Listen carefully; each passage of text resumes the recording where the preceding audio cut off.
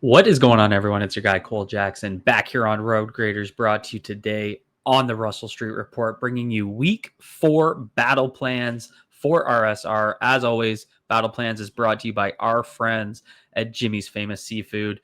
Jimmy's is hosting the Kansas City Takeover. Jimmy Smith's going to be there. As always, the Tailgoat is going to be the place to be for Baltimore Ravens fans this weekend in Kansas City. Click the link down below. Go check it out. You can still get tickets, including game tickets. So if you guys are going to Kansas City, you want to join Baltimore fans in getting ready, go check out the Tailgoat. It is the go-to. We're going to be diving into the key matchups for this game. I'll be giving you some of the key pieces that I think the Baltimore Ravens need to accomplish in order to have success on Sunday. Obviously, we're coming off a tough loss, and the reality is that the Chiefs are too. It is crazy to think that one of these teams will be 1-3 on Sunday night. That's hard to believe. If you told me that at the start of the year, I wouldn't say I wouldn't believe you, because September's a tough schedule, but I would have been pissed. And that's how I think this team needs to feel going out there. I think they just got embarrassed on national television and in the trenches specifically, and I think both those lines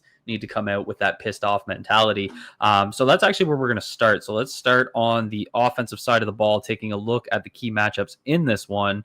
Let me move that so we can see it a little neater. So one of the key pieces here, obviously, being Chris Jones up front. And we just saw a bit of a breakout game from Omar Norman-Lott, who was able to amass 5 pressures. So, they added Norman-Lott to be that situational pass rusher to work inside with Chris Jones. And so that interior is the big threat here. How can the Baltimore Ravens handle Chris Jones?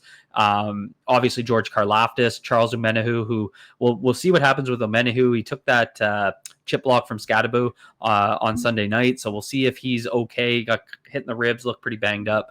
So again, we'll kind of see what the injury report looks like when it comes out. But keeping an eye on Chris Jones, Omar Norman-Lott.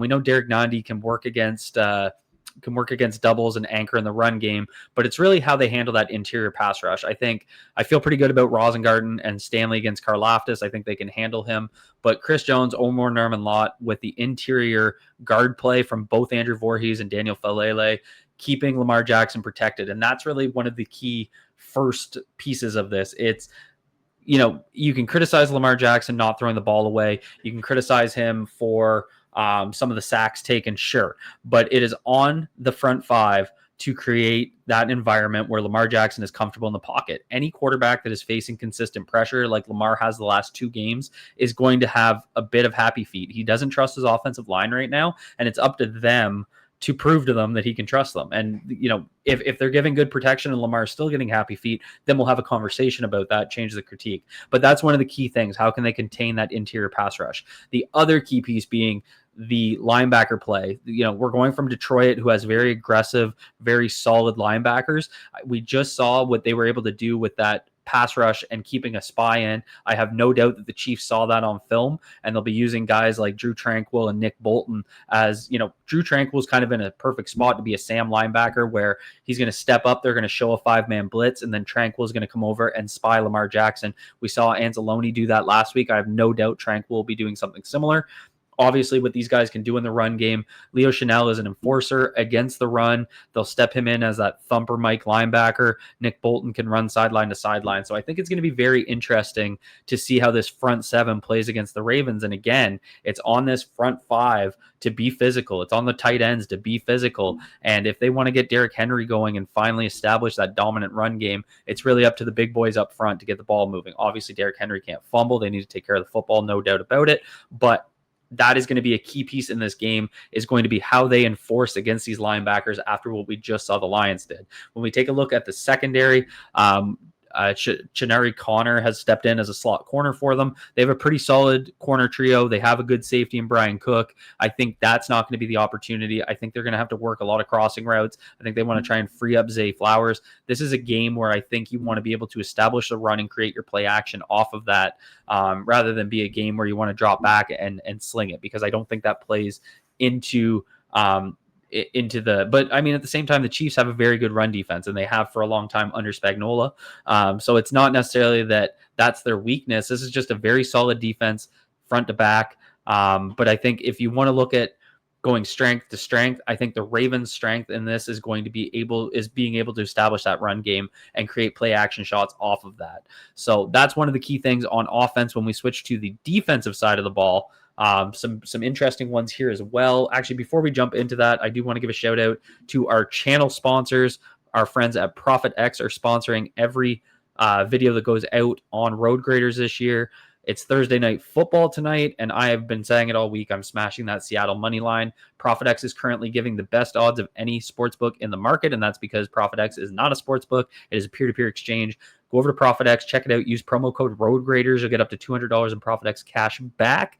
Thank you to ProfitX for sponsoring. Jumping into the defensive side, obviously a unit that struggled, no doubt about it. And once again, kind of what I said about what Detroit did against Baltimore, I think the Kansas City Chiefs are going to see what Detroit did against Baltimore on the defensive side of the ball. And that was a lot of heavy duo man running concepts. They worked that duo concept about 8 or 9 times, climbing up, doubling the defensive tackles, working up to the middle linebackers.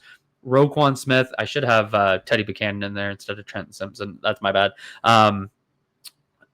Roquan Smith and Teddy Buchanan played far too tentative in that game. They let them climb up to them. It didn't work out well, and I think that's one of the key things. These linebackers need to be coming downhill. They need to be more physical. If that means playing Trent Simpson a little bit and having him play more of a thumper role, I think you need to give that some serious consideration, because Teddy Buchanan was just getting washed. So was Roquan Smith, to be fair. I think they also might need to take a lot more of those one high looks where they're getting Kyle Hamilton down in the box. Again, this is the Chiefs. If you look at their offensive line, they have been better in pass protection, but they have not run blocked well. But after just seeing what the Lions line was able to do, that the idea of working duo concepts, I think, would work really well with this. We know what Creed Humphrey and Trey Smith can do. It's really been kind of Josh Simmons, Kingsley Salmatea, gelling on that left side of the offensive line, that we'll have to see if they're able to do that. But again, working those duo concepts up, I think that's what they're going to see as an advantage to get their run game going, getting Isaiah Pacheco and Kareem Hunt working downhill. I think that would really help the Kansas City Chiefs offense. So if I was on the other side, that's what I'd be looking at. So the defense has to be prepared for that. Obviously, we don't know if Xavier Worthy is going to be ready. Andy Reid in his press conference on Monday kind of gave a weird answer where, he almost made it sound like he had a setback. So I do have him on the chart. That'll become Tyquan Thornton. The big thing here with the Chiefs is they have a couple deep threats. They like to work Kelsey and Smith-Schuster in the middle of the field. We know what they design in terms of those horizontal concepts. That's going to be Andy Reid's kind of bread and butter. But I think containing guys like Hollywood Brown, Xavier Worthy, if he plays, Tyquan Thornton, if he doesn't play, is going to be absolutely critical. So I really like the idea of coming out with a lot of those one high looks, because what you're going to do is you're going to ask Malachi Starks to patrol that deep field, ask these corners to play man, and then you're getting Kyle Hamilton down in the box to take care of some of the horizontal stuff, take care of Travis Kelce as much as possible, work against Smith-Schuster. A lot of those looks that I think can be favorable. I like the matchup of Marlon Humphrey against Smith-Schuster. Those bigger physical slot corners slot receivers are much better matchups for Marlon Humphrey than the shiftier guys like Amon-Ra St. Brown that are just great route runners, create the separation. Smith-Schuster has to be a bit more of an enforcer. I think that matches up really well with Humphrey. Not too worried there. Nate Wiggins handles speed really well. Awuzie's been playing pretty well, so I do trust them to kind of handle some of those concepts on the outside.